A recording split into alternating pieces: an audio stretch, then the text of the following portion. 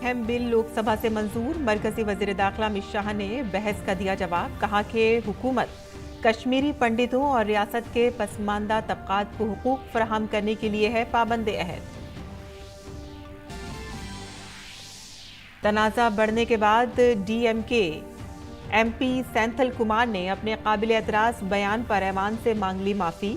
मरकजी वजीर पीयूष गोयल ने लोकसभा में कांग्रेस पर किया जवाबी हमला। कहा कि मुल्क को कभी जात पात और कभी शुमाल जुनूब पर तकसीम करने का लगाया इल्जाम। डीएमके एमपी सेंथिल कुमार और तेलंगाना कांग्रेस सदर रेवंत रेड्डी के बयानात पर बीजेपी के तेवर जारहाना। अनुराग सिंह ठाकुर ने कहा कि करारी शिकस्त के बाद ऑपोजिशन गाली गलौज पर उतरा। कांग्रेस पर मुल्क को तोड़ने और सनातन धर्म की तौहीन करने का लगाया इल्जाम। लोगों को साइबर क्राइम और धोखाधड़ी से बचाने के लिए मरकजी हुकूमत की बड़ी कार्रवाई। टैक्स पर मबनी पार्ट टाइम जॉब के फ्रॉड में मुलव्विस 100 से ज्यादा वेबसाइट्स को किया गया ब्लॉक। साइबर सेफ इंडिया को बताया पहली तरजीह।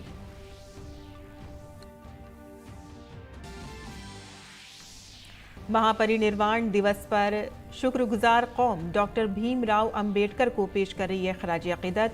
सदर जमहूरिया, नायब सदर जमहूरिया और वजीर आजम ने पार्लियामेंट हाउस के अहाते में बाबा साहिब को पेश किया खराज अकीदत। वजीर आजम ने डॉक्टर अंबेडकर को बताया समाजी आहंगी का लाफानी हीरो। तूफान मीचोंग के कमजोर होने के बाद राहत और बचाव का काम तेज। हिंदुस्तानी फिजाइया एनडीआरएफ और एसडीआरएफ के साथ मुतासरा इलाकों में इंसानी इमदाद फराहम करने में मसरूफ।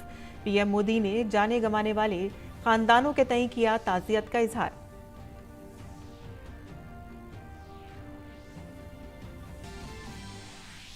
और खेलों में भारत और इंग्लैंड की खवातीन क्रिकेट टीम के दरमियान T20 सीरीज का मुंबई के वानखेड़े स्टेडियम में होगा आगाज।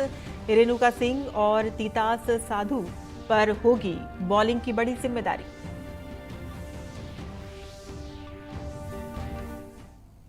आदाब नाज़रीन, खबरनामे में आपका इस्तकबाल है। मैं हूं साइमा खान। अब खबरें तफसील से। जम्मू कश्मीर से मुतालिक 2 अहम बिल लोकसभा में मंजूर कर लिया गया। वज़ीर दाखिला अमित शाह ने जम्मू कश्मीर तंजीम नौ तरमीमी बिल 2023 और जम्मू कश्मीर रिजर्वेशन तरमीमी बिल 2023 पर लोकसभा में बहस का जवाब दिया। अमित शाह ने कहा कि ये बिल उन लोगों को इंसाफ फराहम करेगा जिनके साथ पिछले 70 सालों से रियासत में जुल्म हुआ और उनकी तजलील की गई और उन्हें नजरअंदाज किया गया। उन्होंने कहा कि बिल के जरिए हुकूमत ने बेघर लोगों के दर्द को कम करने का काम किया है। जब ये विस्थापित हुए तब देश के अन्य हिस्सों में, अपने ही देश में शरणार्थी बनकर उनको जाना पड़ा। दिल्ली, बेंगलुरु, पुणे, अहमदाबाद, चेन्नई, न जाने कहां कहां गए। लगभग वर्तमान के आंकड़ों के अनुसार 46,631 परिवार और 1,57,967 लोग अपने ही देश में विस्थापित हो गए। और इस तरह से विस्थापित हुए कि उनकी जड़ें ही अपने खुद के देश से, अपने खुद के प्रदेश से, अपने खुद के वतन से उखड़ कर रह गई। ये बिल उनको अधिकार देने का है, ये बिल उनको प्रतिनिधित्व देने का है। बहस का जवाब देते हुए वजीर दाखिला अमित शाह ने कहा कि जम्मू कश्मीर के जिन 2 बिलों पर यहां गौर किया गया उनमें से एक खातून समेत कश्मीरी बेघर कम्युनिटी के 2 अरकान को असेंबली में नामजद करने की तजवीज़ है और इसके अलावा एक नशिस्त पाकिस्तानी मकबूजा कश्मीर यानी कि POK से बेघर होने वाले लोगों के लिए मुख्तस की जाएगी। विधानसभा में 2 सीटें कश्मीरी विस्थापितों के लिए नामांकन की जा सके और 1 सीट अनधिकृत ऑक्यूपेशन जो हमारे कश्मीर का हिस्सा पाकिस्तान कर बैठा है, वहां से विस्थापित लोगों में से एक व्यक्ति को नॉमिनेट करना पड़े। ये इसका हाल। अब इसमें क्या है, पहले भी मिलता था ना, पहले नहीं मिलता था। पहले सिर्फ जरूरत लगे तो, प्रतिनिधित्व न हो तो महिलाओं को 2 सीट दी जाती। हमने 3 सीटें और अपॉइंट करने की डिलिमिटेशन कमीशन की जो सिफारिश है उसको बिल में परिवर्तन कर कानूनी जामा पहनाकर आज मैं इस महान सदन के सामने उपस्थित हुआ हूं। दर हकीकत 5 अगस्त 2019 को हुकूमत ने जम्मू कश्मीर को खुसूसी दर्जा देने वाले आर्टिकल 370 को ख़त्म कर दिया और जम्मू कश्मीर और लद्दाख को मरकज़ के ज़ेर इंतज़ाम 2 अलग इलाके बना दिया। अब इस नए बिल में जम्मू कश्मीर में असेंबली की नशिस्तों को बढ़ाने का इंतज़ाम किया जाएगा। कानून के निफाज के बाद अब जम्मू कश्मीर असेंबली में 114 नशिस्तें होंगी और इसके साथ ही दर्जे फहरिस्त ज़ात और दर्जे फहरिस्त कबाइल के लिए 16 नशिस्तें मुख्तस की गई हैं और इनमें से 7 सीटें एससी और 9 सीटें एसटी के लिए रखी गई हैं। डिलिमिटेशन कमीशन के इतिहास में पहली बार 9 सीटें शेड्यूल ट्राइब के लिए आरक्षित की गई हैं और एसटी के लिए 9 सीटें और अनुसूचित जाति और जनजाति के लिए 20 सीटों का आरक्षण की व्यवस्था करें। नई जो स्कीम बनी है इसमें जम्मू में पहले 37 सीटें थी, 37 सीटें थी। ये भी न्याय का सवाल है। जम्मू में पहले 37 सीटें थी, अब 43 हुई है, 43 हुई है। कश्मीर में पहले 46 थी, अब 47 हुई है और पाक ऑक्यूपाई कश्मीर की 24 सीटें, क्योंकि वो हमारा है, हमने रिजर्व रखी है मान्यवर, 24 सीटों को।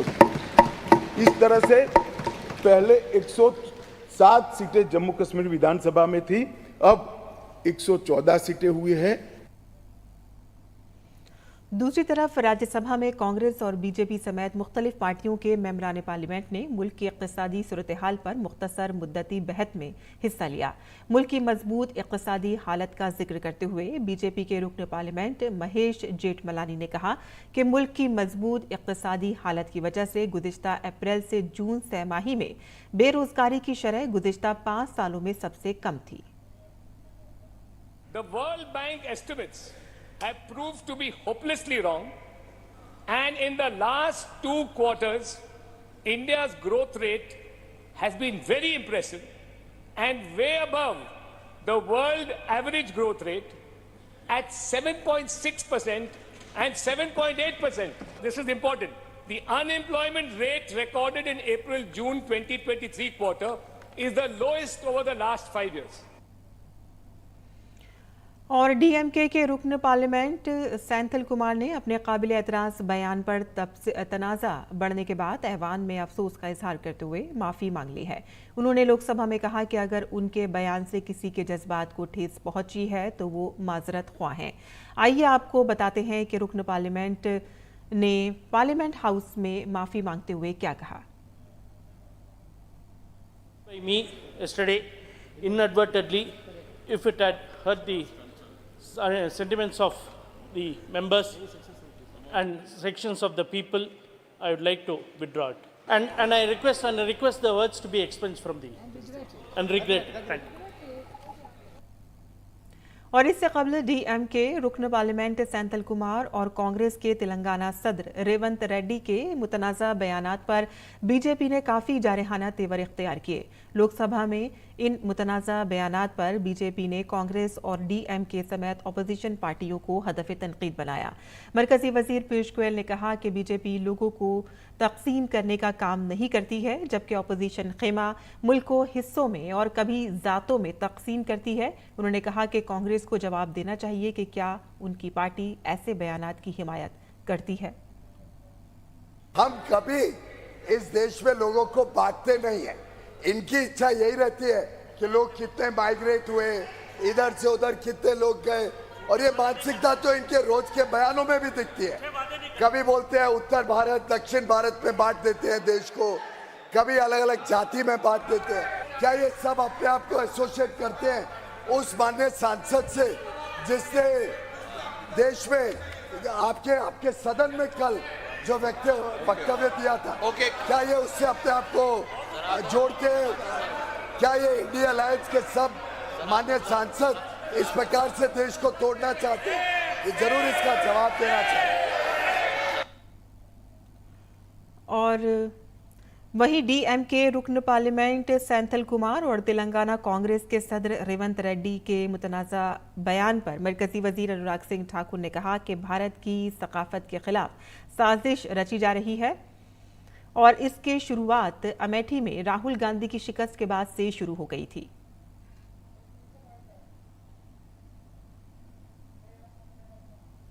भारत की संस्कृति, भारत की अस्मिता, भारत की पहचान को मिटाने का एक सुनियोजित षड्यंत्र रचा जा रहा है और ये सुनियोजित, सुविचारित योजना का एक हिस्सा है।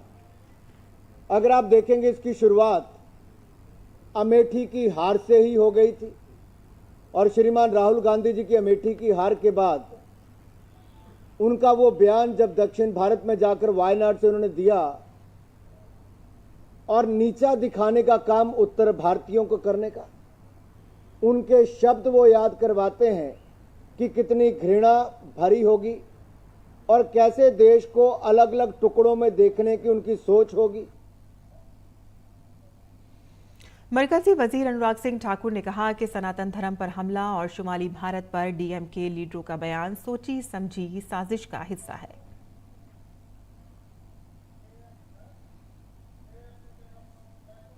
देश को बांटने वाली सोच आखिरकार कांग्रेस क्यों ला रही? कभी आप जातिवाद फैलाते हो तो कभी क्षेत्रवाद फैलाते हो। जब जातिवाद पर आपको वोट ना मिले तो अब नॉर्थ और साउथ करना शुरू कर दो। आपके सांसद ट्वीट करें द साउथ। आप उत्तर प्रदेश के लोगों पर बार बार प्रहार करें। आपके सहयोगी दल उत्तर भारतीयों पर टिप्पणी करें और आपके होंठ सिले रहें। ऐसी क्या मजबूरी है जो राहुल गांधी, सोनिया गांधी जी की चुप्पी जरूरी है? भारत जोड़ो यात्रा में जोड़ने का काम किया गया कि इसको टुकड़ों में बांटने की सोच आपने आगे बढ़ाई है। जिस व्यक्ति को आप तेलंगाना का मुख्यमंत्री बनाने की सोचते हैं, उनका बयान कि तेलंगाना के डीएनए बिहार के डीएनए से बेहतर है, ये राहुल गांधी की मुहर इस बयान पर लगी है क्या? सोनिया गांधी जी की मुहर लगी है क्या? दूसरा, तमिलनाडु के मुख्यमंत्री का एक बार नहीं बार बार बयान आना, डीएमके के नेताओं के सनातन धर्म, हिंदुओं और हिंदी और उत्तर भारत के खिलाफ बयान आना, ये एक सोची समझी साजिश है, सुनियोजित रणनीति का हिस्सा है, जहां भारत और भारतीयों को नीचा दिखाने का कोई कसर कांग्रेस नहीं छोड़ रही। और डीएमके रुकन पार्लियामेंट सेंथल कुमार ने मुतनाज़ा बयान पर मरकजी वजीर गिरिराज सिंह ने कहा कि गंगा और गायें सनातन की पहचान है। उन्होंने कहा कि सनातन को खत्म करने की कोशिश यहां पर बंद होनी चाहिए। राहुल गांधी और स्टालिन पिता पुत्र को दोनों को कहना चाहता हूं कि भारत के सनातन की पहचान गंगा गौ हैं। गौ माता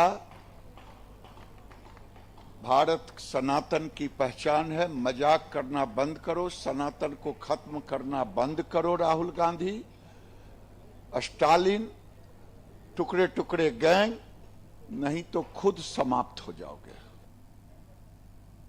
बीजेपी ने इंडिया इत्तेहाद की मीटिंग पर ऑपोजिशन इत्तेहाद में दरार के सिलसिले में इसे हदफ तनकीद बनाया।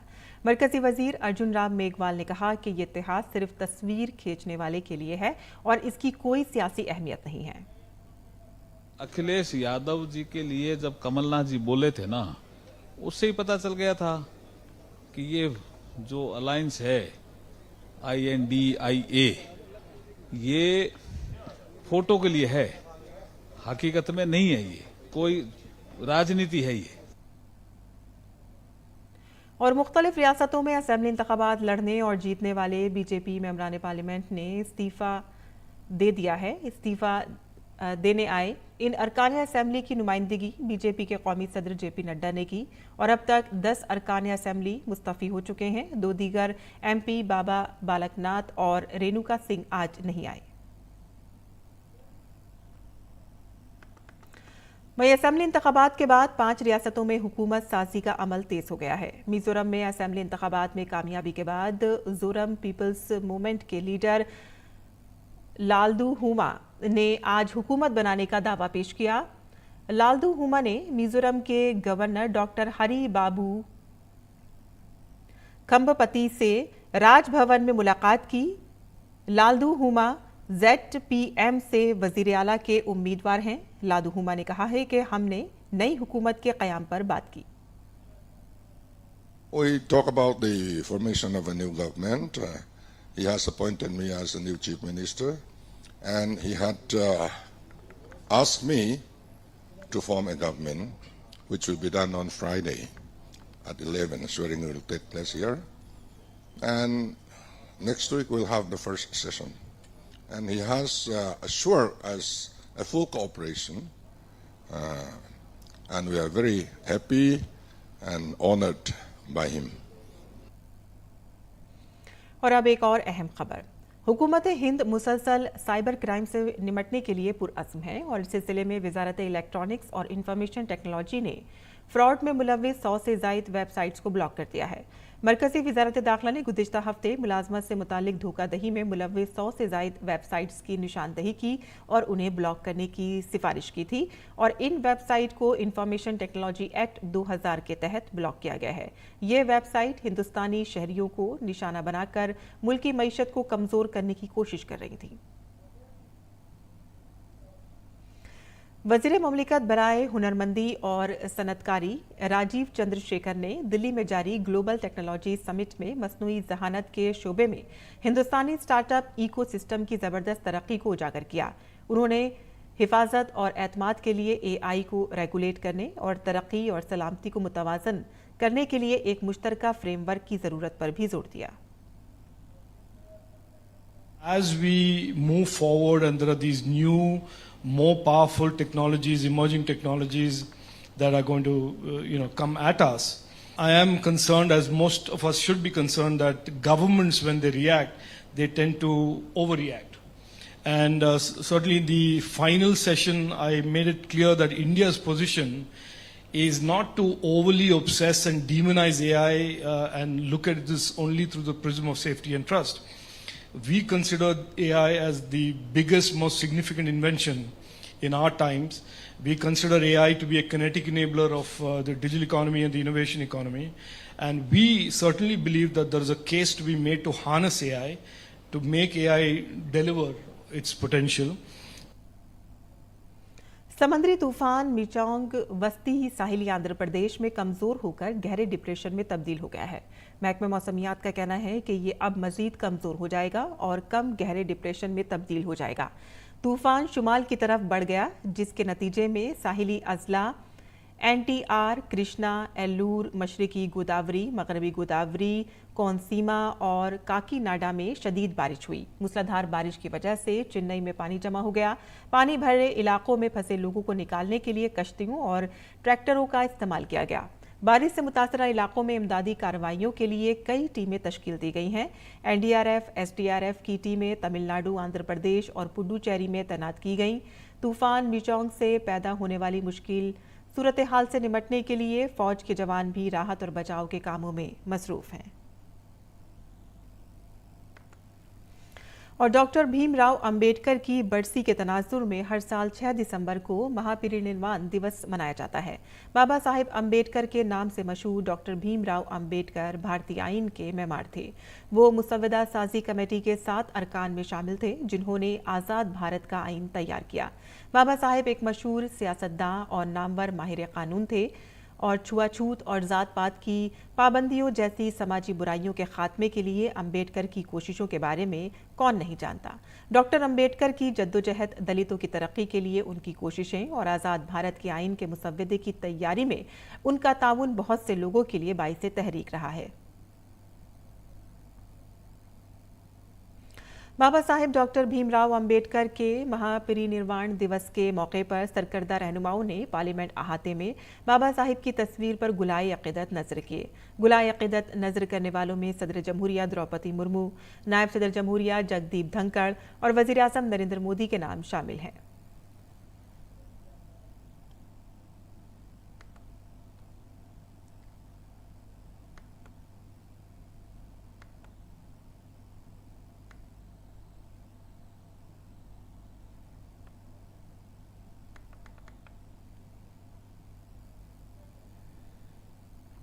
वज़ीर-ए-आज़म नरेंद्र मोदी ने सोशल मीडिया प्लेटफॉर्म एक्स पर अपने पैगाम में कहा कि पूज्य बाबा साहिब भारतीय आईन के मेमार होने के साथ साथ समाजी हम आहंगी के लाफानी अलंबरदार थे, जिन्होंने अपनी जिंदगी इस्तेसाल ज़दा और महरूमों के फलाह बहबूद के लिए वक्फ कर दी। आज उनके महापरिनिर्वाण दिवस के मौके पर उनको मेरा सलाम अक़ीदत।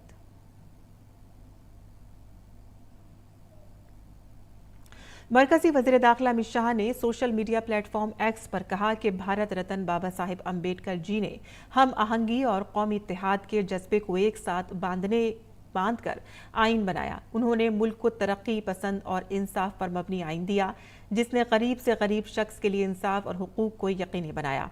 बाबा साहिब की जिंदगी गरीबों और महरूम तबकात के लिए वक्फ थी, जो हम सब के लिए बाइसे तरकीब है। मैं बाबा साहिब को उनके महापरिनिर्वाण दिवस पर सलाम करता हूँ।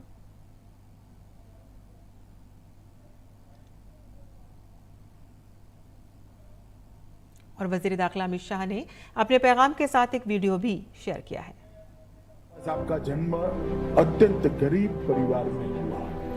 बहुत संघर्षपूर्ण जीवन जीते बाबा साहब ने उस वक्त के समय में जो उपलब्ध थी वो सर्वोच्च शिक्षाएं प्राप्त कर अपने संघर्षशील जीवन का एक नमूना दिया था।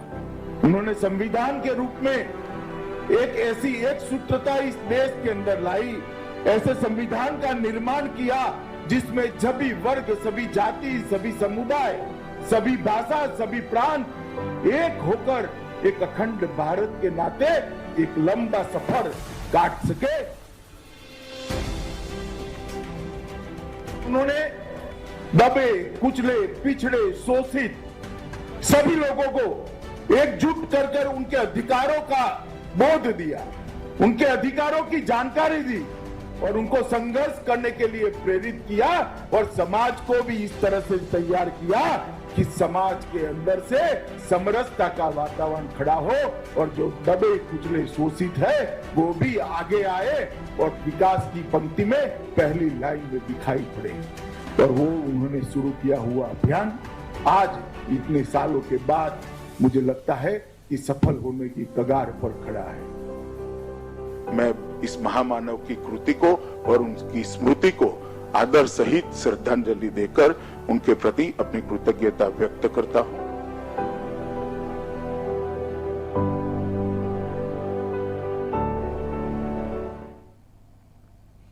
आगे बढ़ते हैं, जहां हज कमेटी ऑफ इंडिया के जरिए हज 2024 के लिए ऑनलाइन दरख्वास्तें जमा करने का अमल जारी है। दरख्वास्त देने की कार्रवाई 4 दिसंबर 2023 से शुरू हुई, जो 20 दिसंबर 2023 तक जारी रहेगी। हज दरख्वास्त फॉर्म हज कमेटी की वेबसाइट hajcommittee.gov.in पर ऑनलाइन दरख्वास्त जमा या मोबाइल ऐप हज सुविधा के जरिए भी दाखिल किया जा सकता है। दरख्वास्त दहंदगान को मशवरा दिया जाता है कि हज फॉर्म भरने से पहले रहनुमा खुतूत अपनी जिम्मेदारी को बगौर पढ़ लें। और वाराणसी में वाक़े inter university teacher education centre जहां असातिज़ा को आला तालीम में मयार बरकरार रखने की तरबियत दे रहा है, तो वहीं ये वज़ीर-ए-आज़म नरेंद्र मोदी की सोच के मुताबिक लोगों की मदद भी कर रहा है। और इस इदारे से हौसला अफजाई के बाद यहाँ के एक सिक्योरिटी गार्ड ने खेलों के मुकाबलों में 6 गोल्ड मेडल हासिल किए हैं। देखते हैं ये खास रिपोर्ट। IUCTE यानी inter university teacher education centre, जिसका क़याम वज़ीर-ए-आज़म और काशी के MP की सोच का नतीजा है। इसका क़याम वज़ीर-ए-आज़म ने बनारस हिंदू यूनिवर्सिटी के बानी पंडित मदन मोहन मालवीय के आला तालीम में मयार को बरकरार रखने के लिए किया गया था। इसका संगे बुनियाद और इफ्तिताह वज़ीर-ए-आज़म के हाथों हुआ।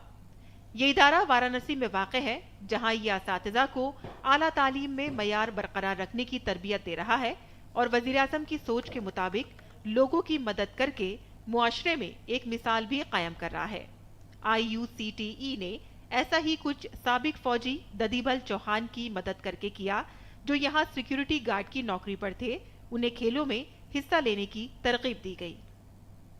अपनी ड्यूटी करने के साथ साथ एक जुनून है इनके अंदर, मैंने नोटिस किया, खेल के प्रति खास तौर से इस उम्र में और बहुत ज़्यादा संसाधन न होते हुए अभाव में एक आदमी अगर इस जुनून को कायम रखता है तो उसे प्रोत्साहित करना हमें लगता है कि हमारी एक नागरिक के नाते भी जिम्मेदारी है। ददीबल चौहान ने 21 साल तक फौज में खिदमत अंजाम दी। रिटायरमेंट के बाद वो एक प्राइवेट इंस्टीट्यूट में मुलाजमत करते थे, जिसके लिए वो अपने घर से 14 किलोमीटर पैदल चलकर जाते थे। उन्हें वहां मुलाजमत से बरतरफ कर दिया गया। ऐसी सूरत हाल में IUCTE के डायरेक्टर ने उन्हें बुलाया और सिक्योरिटी एजेंसी से कहकर उन्हें नौकरी दिलाई और काशी सांसद खेलकूद मुकाबले में हिस्सा लेने की तरकीब दी। साथ ही एक कौमी मुकाबले में हिस्सा लेने के लिए धर्मशाला भी भेजा। ददीबल ने काशी सांसद खेलकूद मुकाबले में 2 तलाई तमगे और धर्मशाला कौमी मुकाबले में 4 तलाई तमगे जीते हैं। साबिक फौजी ददीबल चौहान इसे लेकर बहुत पुरजोश हैं। मैंने सांसद खेल हुआ था, उसमें 2 गोल्ड मेडल, जिसमें 3 किलोमीटर और ऊंची कूद में गोल्ड मेडल जीता। उसके बाद अभी धर्मशाला में हुआ था 5th नेशनल मास्टर गेम संपूर्ण खेल भारत फाउंडेशन में मैंने 4 गोल्ड मेडल जीता। जब कोई खिलाड़ी तमगा हासिल करता है तो उसके कोच यानी कि गुरु सबसे ज्यादा खुश होते हैं। ददीबल के कोच भी बहुत खुश हैं और उनकी मेहनत की तारीफ करते हैं और उनकी मजीद बुलंदियों पर पहुंचने की दुआ करते हैं। अच्छा से अच्छा ये कर रहे हैं, भविष्य के आने वाले दिनों में ये बेहतर से बेहतर प्रदर्शन करेंगे। IUCTE की ये कोशिश दीगर इदारों और लोगों के लिए एक मिसाल बनती दिखाई दे रही है और ददीबल चौहान इस उम्र में भी लोगों के लिए एक तहरीक बन रहे हैं। ये संस्थान उच्च शिक्षा के अध्यापकों के गुणवत्ता के लिए है, उनके शिक्षण को और अच्छा बनाने के लिए है, लेकिन यह मिसाल एक पेश कर रहा है ददीबल की मदद करके उनको यहाँ नौकरी देकर प्रोत्साहित कर रहा है कि किस तरह से हम उन लोगों की मदद कर सकते हैं जिनमें लगनशीलता है, जिनमें प्रतिभा है और जो मेहनत करके संस्था का, देश का नाम रोशन कर सकते हैं। Doctor हिकेश Bahadur Singh Gautam, DD news, Varanasi.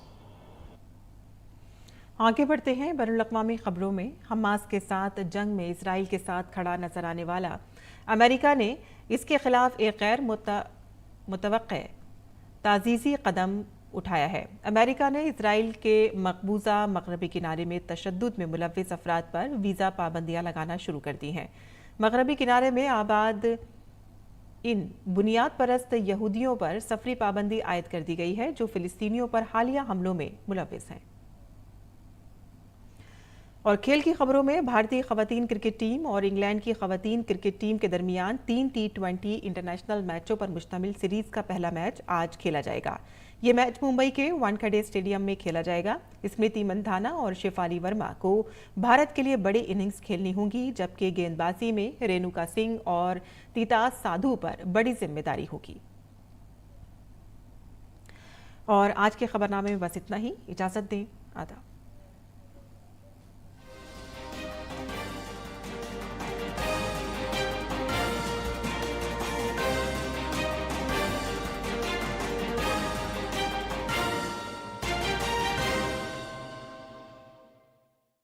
कुछ तो मस्त बात है इस जगह की, गली गली में बात है।